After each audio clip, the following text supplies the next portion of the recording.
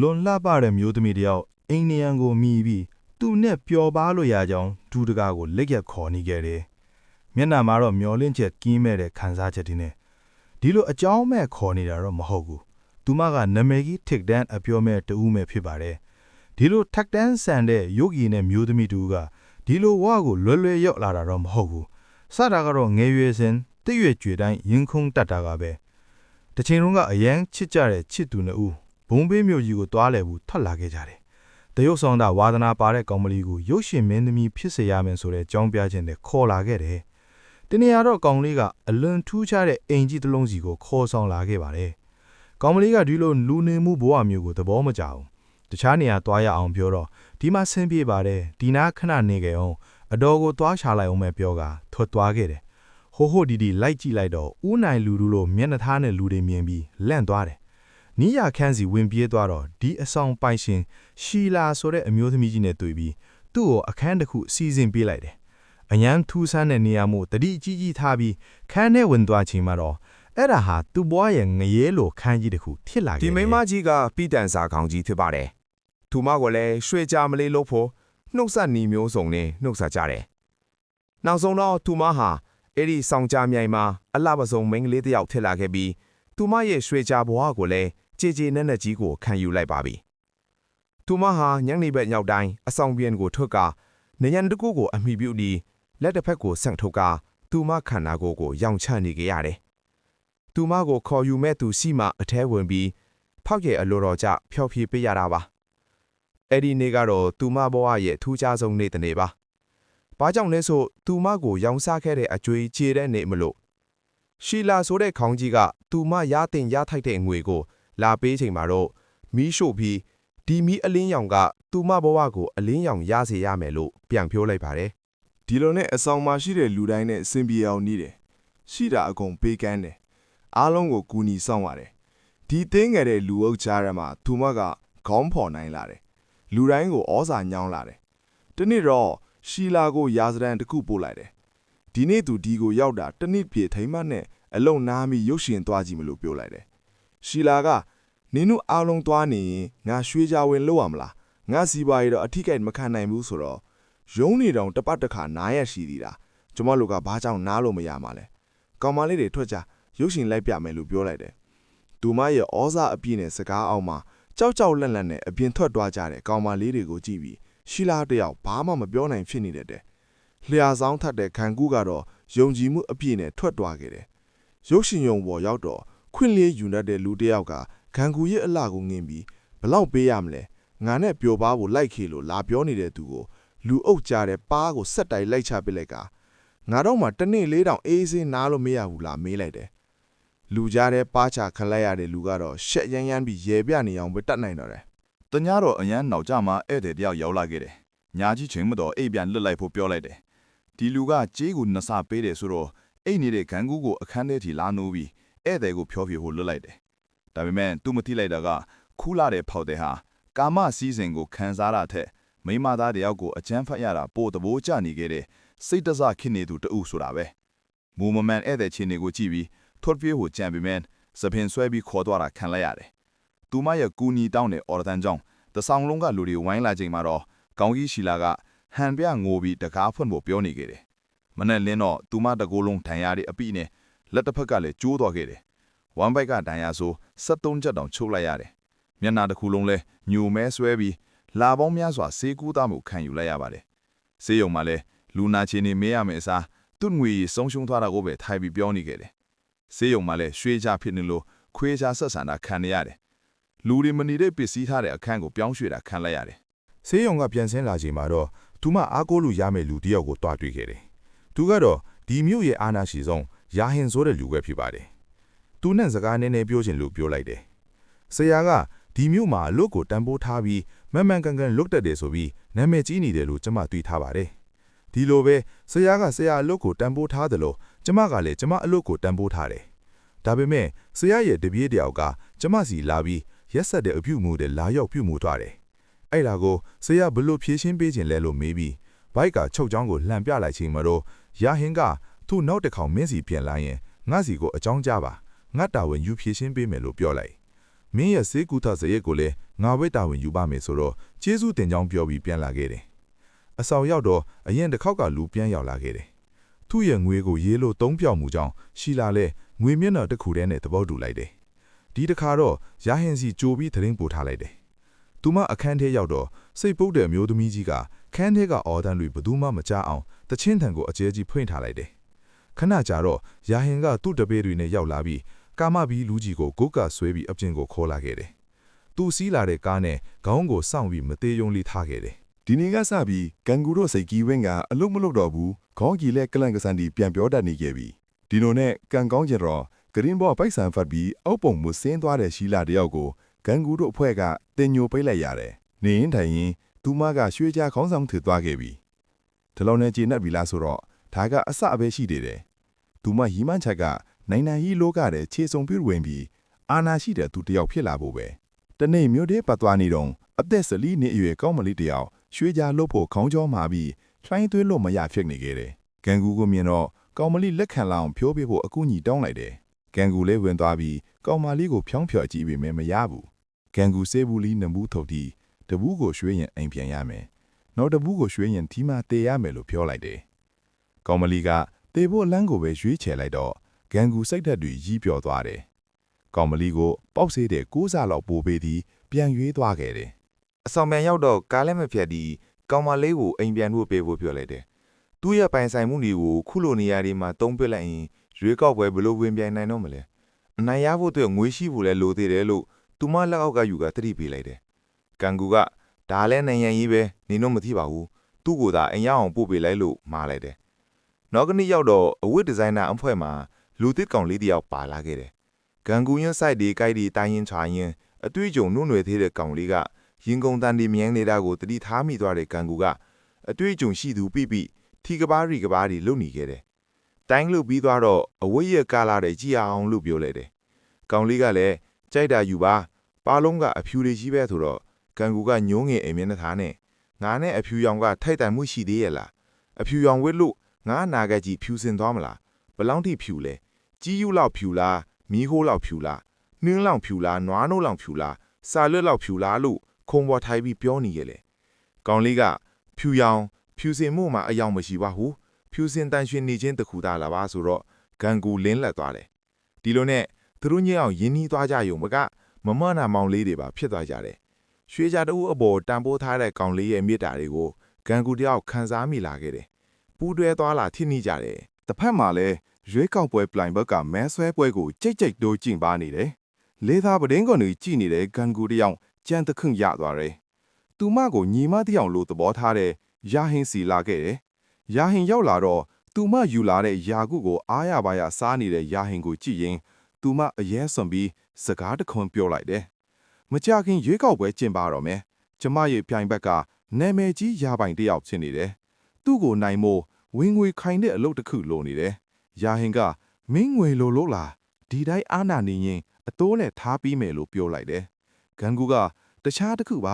ကျမကိုဒီမျိုးကအရက်ဈေးကွက်ကိုပေးပါလို့ပြောလိုက်တယ်။သူ့ရဲ့ဈေးကွက်အမြင်တွေကိုလည်းပြောလိုက်တယ်။ဆောင်းကြမြိုင်နဲ့အရက်ကိုတွဲခိလို့မယ်ဆိုပိုပြီးဖြစ်ထွန်းအောင်မြင်နိုင်ကြောင်းမိမနဲ့အရက်နှိမ့်နှံ့တင်နေတာမလို့သူ့ကိုဒီဈေးကွက်လောက်ကင်ခွင့်ပေးလို့ပြောလိုက်တယ်။ယာဟင်ကငါညီမကိုအရက်ရောင်းခိုင်းရမယ်ပေါ်လို့မေးလိုက်တဲ့ဒီကိစ္စကိုမေးလိုက်တော့ပြောပြီးထထွက်သွားခဲ့တယ်ခန်းဝရောက်တော့ဂန်ဂူကအဲ့ဒါမားရွေးနေတဲ့အလုပ်တစ်ခုမှကျမသိပါတယ်ဒါပေမဲ့ရည်ရွယ်ချက်ကတော့ကောင်းမွန်တယ်လေကျမသာဒီပွဲကိုနိုင်သွားခဲ့ရင်ဒီမြို့ကအမျိုးသမီး4000ကျော်ဟာသူတို့လွတ်မြောက်လာလမ်းကိုမြင်တွေ့ခွင့်ရပြီးကိုပိုင်ဘဝကိုပိုင်ဆိုင်နိုင်လိမ့်မယ်လို့ပြောလိုက်တယ်ဒီစကားကြားလိုက်ရတော့ယာဟင်လည်းကုညီပေးဖို့ဆုံးဖြတ်လိုက်တယ်သူ့ရဲ့စီးပွားရေးပါဒနာတယောက်ဖြစ်သွားလို့ပြောလိုက်တယ်ဒါကိုကြားရတော့ကန်ကူကကျေးဇူးတင်လွန်းလို့လက်အုပ်ချီပြီးဒူးထောက်အယိုသေးပေးဖို့လွတ်လိုက်တယ်ယာဟင်ကတားလိုက်ပြီးဖះကိုပဲအယိုသေးပေးပါလွတ်ဒူးမထောက်နဲ့လို့ပြောလိုက်တယ်ကန်ကူကလည်းကောင်းကြီးပေးခံယူပြီးထွက်သွားခဲ့တယ်အဲ့ကိုပြန်ရောက်တော့ရေမိုးချိုးနေတော့တရုတ်တညက်အတင်းဝင်လာတဲ့သူ့ကောင်လေးကန်ကူရဲ့အလှကိုမြင်ပြီးငုတ်တုံမိတ်နေခဲ့တယ်ကန်ကူကနေမင်းကလေးတယောက်ရေချိုးနေတာကိုမမြင်ဘူးလားလို့မေးလိုက်မှတတိဝင်လာပြီးစကားတခွန်းပြုတ်လိုက်တယ်မမကိုခဏလောက်ဖတ်ထားလို့ရမလားတဲ့စေတဘောသားကောင်းတဲ့မမကလည်းလိုလိုလားလားပဲရတာပေါ်ဆိုတော့နှစ်ယောက်သားပွေ့ဖြတ်ချင် မီးပြတ်ထွက်ခဲ့တယ် ရေချိုးပြီလို့အချော့ခံနေတော့အဆောင်ထဲရဲတွေအတင်းဝင်လာပြီးအထင်းမှရှိတဲ့ကောင်မလေးတွေကိုရိုက်နှက်ကရှကာဖွေနေကြတယ်ရဲတရာကဂန်ကူအနားလာပြီးအရက်တပူးတွေ့ရင်ထောင်ငားနဲ့ထိချပြစ်မယ်လို့ကြိမ်ဝါနေတယ်နာကြမင်းကတ်လာတဲ့ဂန်ကူကခြုံထားတဲ့ပဝါကိုလှန့်ချလိုက်ပြီးသူအိတ်နေတဲ့အိယာကိုလှန့်ကက်လိုက်တယ်အလိုက်တီးတဲ့ရဲကလည်းပတ်စံတအုပ်ကိုကောက်ယူပြီးအားလုံးကိုရှာဖွေမှုပြီးပြီလို့ပြောကပြန်ထွက်သွားကြတယ်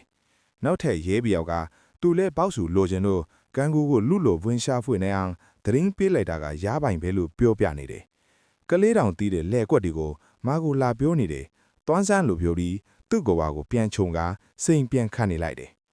သူ့အကြံမအောင်မြင်လိုက်တဲ့ရားပိုင်ကစားတောက်ဆိုင်တဲ့ထမင်းစားနေတဲ့ဂန်ကူစီဝင်လာပြီးသူ့နဲ့ရှင်းပြိုင်ဖို့မတန်ဘူးမင်းလိုရွှေကြတော့ငါနဲ့ရှင်ဝက်လိုလာမေးပြီးဂန်ကူစားနေတဲ့ပကံတဲ့အရက်ဒီလောင်းထေလိုက်တယ်မနက်ဖြန်ငါမိန်ကွန်းချွေဖို့ရှိတယ်ဒီမျိုးကလူတွေအားလုံးလာရောက်အားပေးကြမှာဒါကြောင့်ငါပရိသတ်တွေဘလောက်များတယ်ဆိုတာလာကြည့်တဲ့တယ်ဖိအောင်လာဖို့ဖြိုးကပြန်ထွက်သွားခဲ့တယ်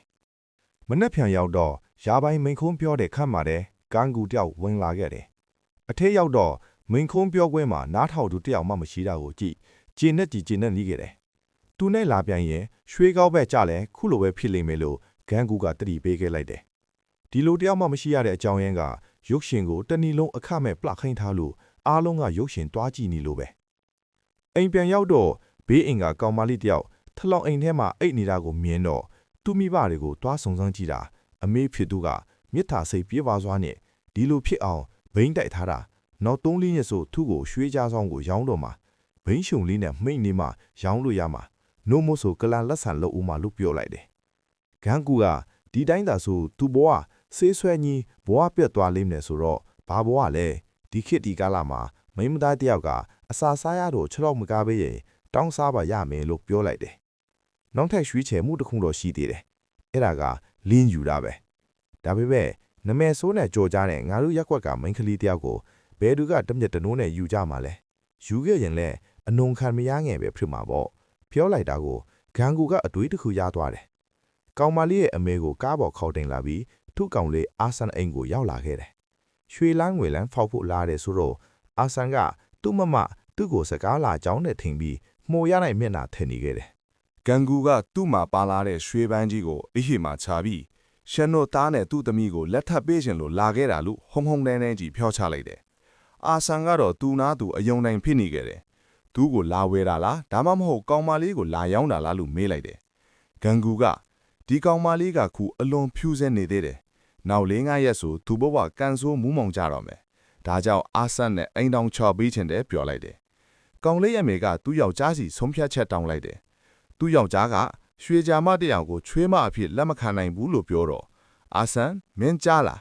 မင်းမိဘတွေကပြည်တန်စာမတယောက်ကိုချွေးမအဖြစ်လက်မခံနိုင်ဘူးတဲ့သူတို့နှစ်ယောက်တီးတဲ့စကားတွေကိုပြောနေခဲ့တယ်ပြီးတော့သူ့မိဘတွေစီလဲပြီးသူ့အမေကပြည်တန်စာတယောက်ပါဒါပေမဲ့ဒီကောင်မလေးကအပြိုနုနုထွတ်ထွတ်လိမဲ့ရှိသေးတယ်တဘောမတူဘူးဆိုလဲပြန်တာပေါ့ဆိုကသူ့ရွှေပန်းကြီးမှပြီးပြန်မယ်လို့တော့ဘသူထထားမယ်ထင်လဲတေးကြတာပေါ့ထထားတဲ့သူကသူ့အမေပဲလीလူကြီးပြန်တာအကြောင်းမဟုတ်ဘူးမျက်စိရှိကရွှေပန်းကြီးပါသွားတာတော့လက်မခံနိုင်ဘူးသူ့သားနဲ့ပေးစားဖို့သဘောတူလိုက်တယ်ရင်ကျင်တီငင်လဲမိန်းမကြီးတယောက်လိုဟန်ဆောင်နေပေမဲ့ရင်ထဲမှာတော့ကြီးကွဲနေရှာတဲ့ဂင်ကူတယောက်ကားတကားကိုတောင်ပင့်အောင်မဖွင့်နိုင်တော့ဘူးအာဆန်နောက်ကလိုက်လာပြီးဖွင့်ပေးမှကားထဲဝင်ထိုင်လိုက်တယ်အာဆန်လည်းလိုက်လာပြီးသူ့ရင်ထဲကမေးခွန်းတွေမေးနေခဲ့တယ်ဂင်ကူကတော့သူ့ရဲ့မဖြူစင်မှုတွေနဲ့မထိုက်တန်ဘူးငါကိုချက်ရင်ငါတင့်တော်နေလူထင်တဲ့သူနဲ့လက်ထပ်လိုက်ပါလို့ပြောလိုက်တယ်အာဆန်လက်ထပ်တဲ့နေ့ရောက်တော့လေထာပရင်းကနေချစ်ရတဲ့သူမြင်းစည်းတို့လူရန်တာကိုရက်ကြည့်နေခဲ့တယ်ညီအမလိုခင်ရတဲ့ကမ်နီကရက်ကြည့်နေနိုင်တယ်နော်မနာကျင်ရဘူးလားမေတော့နာကျင်မှုကတော့ငရေးကြနေတယ်လို့ပဲလို့ပြောပြီးအငုံမျက်လုံးအပြုံးမျက်နှာနဲ့ရဲပြီးအိမ်ထဲပြန်ဝင်သွားကမျက်နှာပေါ်ဝါအုပ်ပြီးတန်းစီနေခဲ့တယ်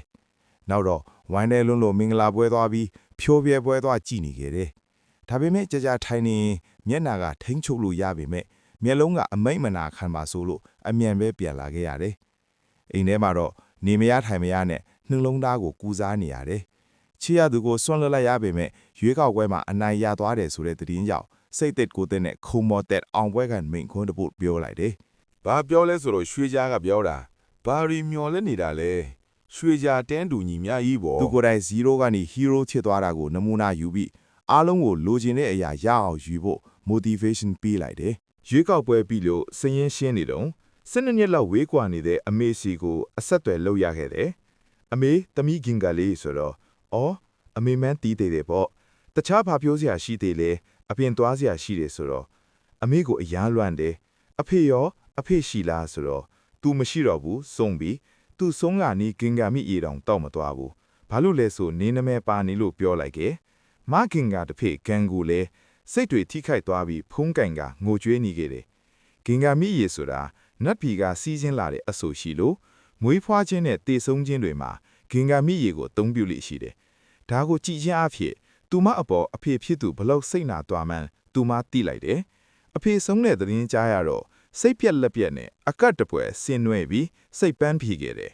နောက်တစ်နေ့တော့ယာဟင်ကအခေါ်လွတ်လိုက်လို့ဂန်ဂူတယောက်ရောက်လာခဲ့တယ်။ယာဟင်ကခရိုနီတစ်ထည့်နှစ်ယောက်နဲ့မိတ်ဆက်ပေးလိုက်တယ်။ဒီခရိုနီတွေကဂန်ဂူတို့ပြထန်စာရက်ကွက်ကိုဖြိုပြီးမိုးမျောတိုက်ဆောက်ကိုအကြံထိုးနေကြတာ။လူနေအိမ်ဒီဖယ်ပြီးမယ်ဆိုတယောက်တစ်ခန်းစီပြန်ရကြအောင်မဲလို့လပ်ထိုးနေခဲ့တယ်။ဂန်ဂူကသဘောမတူဘူးလို့ညင်တော့ခရိုနီတွေကလည်းသဘောမတူရင်အင်အားထုံးရမှာပဲဆိုတော့ယာဟင်ကခရိုနီပခုံးကိုပုတ်ပုတ်တက်ပြီးအင်ကြီးဆွဲဖြစ်လိုက်တယ်။သူ့အင်ကြီးဘဲသွားလို့ဒေါသထွက်နေတဲ့ခရိုနီကဒါကငါ့စော်ကားတာပဲဆိုတော့မင်းလည်းသူများရင်တွေကိုအတိမ်ဖြိုချော့မယ်ဆိုမင်းလည်းစော်ကားတာပဲလို့ယာဟင်ကပြောလိုက်တယ်ခရိုနီတွေလည်းဒေါသထွက်ပြီးပြန်ထွက်ကြတယ်ရှေ့ဆက်ဖြစ်လာမယ့်အကျိုးဆက်တွေကိုမင်းကြော်လွှမ်းနိုင်ရမယ်ညီမလေးမင်းရဲ့အနာဂတ်ကိုကြည့်ရင်လေးတယ်တတိထားပြီးသားနေတော့လို့မလိုက်တယ်ရှင်တွေကတော့ထန်တဲ့တိုင်ပဲလူအုပ်စုလိုက်လမ်းပေါ်ထွက်ပြီးရွှေကြအလိုမရှိဆိုင်းပေါ်တွေကိုကိုက်ဆွဲလမ်းပေါ်ထွက်လာကြတယ်သူတို့လူအုပ်ကြားကပဲတိုးဝှေ့ပြီးကလေးတစ်ထိုင်လက်ဆွဲကကြောင်းအပ်ဖို့လာတဲ့ဂန်ကူတယောက်ကြောင်းရောက်တော့သူ့အတွက်နေရာမပေးလို့ထိုင်နေတဲ့ဆရာမတယောက်ခုံကိုလူထိုင်ပြီးဘေးမှာရှိနေတဲ့လူနဲ့စကားပြောကြည့်လိုက်တော့သတင်းယူနေတဲ့သတင်းထောက်ဦးကျော်ထူးဆိုတာသိလိုက်တယ်။ယုံကြည်မှုတစ်ပြည့်နဲ့ကျမကရွှေကြပါမောင်ဆိုပြီးလက်ဆွဲနှုတ်ဆက်လိုက်တယ်။ကလေးတွေကြောင်းအပ်မယ်ဆိုကငွေကို9နှစ်စာချေလိုက်တယ်။ကျောင်းအုပ်ကြီးကတော့တယောက်မှလက်မခံနိုင်ဘူးပြောလိုက်တယ် ဂန်ဂူကသူတို့ကြောင်းတက်ရဟုမရရတဲ့နီနဲ့ကြက်မလုပ်ရလိမ့်မယ်သူတို့သာကြောင်းတက်ပြီးနိုင်ငံတာဝန်တွေထမ်းဆောင်နိုင်ခဲ့ရင်ကျမတို့မျိုးကဂုံယူရတဲ့သူတွေဖြစ်လာမှာပေါ့ဟုတ်တယ်မလားဦးကျော်ထူးလွတ်မေးလိုက်တော့ဦးကျော်ထူးလည်းမှန်ကန်ကောင်းထောက်ခံလိုက်တော့ကျောင်းအုပ်ကြီးလက်မခံလို့မရတော့ဘူးသတင်းစာထဲပါသွားရင်ကြောင်မကောင်းကြားမကောင်းတွေဖြစ်လာမှာဆိုတော့ဒါဆိုလဲမိဘနာမည်ပြောလို့ပြောလိုက်တယ်ဂန်ဂူကအမေခန်ဂူလို့ရေးလိုက်ဆိုတော့အဖေရောအဖေနာမည်လို့တွေဆိုတော့အဖေနာမည်မရေးလို့မရဘူးပေါ့ဒါဆိုဒေအာနန်းလို့ရေးလိုက်လို့ပြောလိုက်တယ်ဒေအာနန်းဆိုတာကကျောင်းအုပ်ကြီးရဲ့နာမည်သတင်းတောက်ကြီးလည်းရဲရဲမော်မော်နဲ့ဖိနေလာမြင်တော့ကျောင်းအုပ်ကြီးကဘာမှမပြောတာပဲငင်းခံနေလိုက်ရတယ်အင်ပြန်ရောက်တော့ကလေးမွေးပြီးတဲ့ကမ္ပဏီတယောက်နေမကောင်းဖြစ်နေတာကြောင့်ဈေးဖော်ဆန်နေခဲ့တယ်ဒီချိန်မှာပဲသတင်းသမားဦးကျော်ထူရောက်လာပြီးသူသတင်းစာမှာထည့်ခြင်းလို့ဂန်ဂူကိုဓာတ်ပုံတွေလာရိုက်နေခဲ့တယ်သူမပြန်မတွေးခြင်းတဲ့အတိတ်တွေကိုအစပြန်ဖော်နေလို့ဒီနေ့အတွက်လုံလောက်ပြီးပြန်တော့လို့ပြောလိုက်တယ်ဒီချိန်မှာကြောင်းထွားတက်နေတဲ့ကလေးတွေပြန်ရောက်လာခဲ့တယ်ဂန်ဂူကအစောကြီးရှိသေးတယ်ဘာကြောင့်ပြန်လာကြတာလဲမေးတော့ကလေးတွေကဆရာမကနှင်းလွတ်လိုက်တာလို့ပြောတော့ကလေးတွေအာနုံခေါ်ပြီးတပုံရိုက်လိုက်တယ်မနေ့ဖြန်သတင်းစာခေါင်းစဉ်မှာဒီပုံထည့်ပေးပါလို့ပြောလိုက်တယ်ပြီးတော့ကမ်လီကိုစေးတိုက်ဖို့တွားတော့ကမ်လီရဲ့နောက်ဆုံးချိန်ကိုရောက်နေပြီဆိုတာသိလိုက်ရတယ်ကမ်လီဘေနာဝိုင်းအိတ်လိုက်ပြီးဖော်ပြပေးနေခဲ့တယ်ကမ်လီဆုံးသွားတော့ဂန်ဂူကကလေးတယောက်နဲ့ကြံခဲ့တယ်နောက်ရက်နေငယ်ကြတော့ဦးကျော်ထူးကနောက်တစ်ခါရောက်လာခဲ့ပြီးတုံးရက်သတင်းစာမျက်နှာဖုံးမှာတုံးထားတဲ့ဂန်ဂူရဲ့ပုံကိုပြလိုက်တော့ဂန်ဂူတို့တစ်စိုက်အံ့အိုးမြင်တတ်သွားကြတယ်ခုဆိုဂန်ဂူကလည်းနာမည်ကြီးလူတစ်ယောက်ဖြစ်လာပြီဆိုတော့နောက်ပတ်ကြရင်အမျိုးသမီးအခွင့်အရေးအတွက်စုဝေးပွဲကြီးတစ်ပွဲရှိတယ်ဒီပွဲမှာမင့်ခွန်ပျော်ဖရရမယ်ဆိုတော့ဂန်ဂူကဒီလိုလူကြီးသူကောင်ရတဲ့စကားပြောရဖို့မဖြစ်နိုင်ပါဘူးလို့ညင်းတော့အားလုံးကလည်းတွားပြောဖို့ထောက်ခံကြတယ်ဦးကျော်ထူးကလည်းသူမှအစင်သင်ပြင်းလာတဲ့စာရွက်ရှိလဲဒါကိုကြည့်ပြီးပြောလိုက်ရင်ရပြီလို့အကြံပေးတယ်စာရဲ့အထိတ်ဆုံးကြောင်းကိုဖတ်ကြည့်လိုက်တယ်မင်္ဂလာပါညီကိုမောင်နှမများဆိုတော့ဘေးကလူတွေကဝိုက်ထားရကြတယ်ဂန်ဂူကဖာမားလို့လဲမီရောဘသူတွေကညီကိုမောင်နှမတွေလဲသူတို့ကဒီလိုတတ်မှတ်ပါမလားဆိုတော့ဂန်ဂူလဲတွေးပြီးရဲမိုးလိုက်ကြတယ်တကယ်ဟောပြောပွဲကိုရောက်လာတော့ဂန်ဂူဟောပြောမဲ့ခေါင်းစဉ်ကိုကြည့်ပြီးစီစဉ်တက်ဆက်သူကထစ်ငေါတွေထစ်သွားခဲ့တယ်ဒါကိုမြင်တော့ဂန်ဂူကထလာပြီးရပြီကျမပဲဆက်ပြောလိုက်မယ်ဆိုကသူ့မှာပါလာတဲ့စာရွက်ကိုတစ်ချက်လှမ်းကြည့်လိုက်တယ်ပြီးတော့စုပ်ဖြဲပြီးလွင့်ပစ်လိုက်တယ်သူမအတွက်ခုံတလုံးတောင်းပြီးခုံမထိုင်ကသူမရင်ထဲကလာတဲ့စကားတွေကိုလွတ်ပြောနေခဲ့တယ်ကြိုက်တဲ့သူရှိသလိုမကြိုက်တဲ့သူလည်းရှိပါတယ်မကြိုက်တဲ့သူတွေကတော့ထပ်ထွက်သွားကြပြီသူမကတော့ပြည်တန်စာလုပ်ငန်းကိုတရဝင်းဖြစ်အောင်တောင်းဆိုမှုကိုဆက်လုပ်သွားဖို့မိန့်ခွန်းချွေနေခဲ့တယ်သူမမိန့်ခွန်းကောင်းမှုနဲ့ အဆက်အသွယ်တွေရပြီးဒေလီမြို့ကဝင်ကြီးချုပ်နဲ့တိုက်ရိုက်တွေ့ဖို့အကြောင်းဖန်လာခဲ့တယ်။ဒေလီကိုတွားဖို့ဂန်ဂူတယောက်အရန်ကိုစိတ်လှုပ်ရှားနေခဲ့တယ်။ဦးကျော်သူကဘာကြောင့်လဲလို့သိကျင်စိတ်နဲ့မေးလိုက်တာဒီမြို့မှာပိတ်မိနေတာ15နှစ်ရှိပြီလုံးဝအပြင်ကိုမရောက်ဘူးလို့ပြောလိုက်တယ်။ဘာကြောင့်ထွက်မသွားတာလဲမင်းကိုဆွဲထားတဲ့နှောင်ကြိုးတွေလည်းမငင်ပါလားလို့ဦးကျော်သူကပြောတော့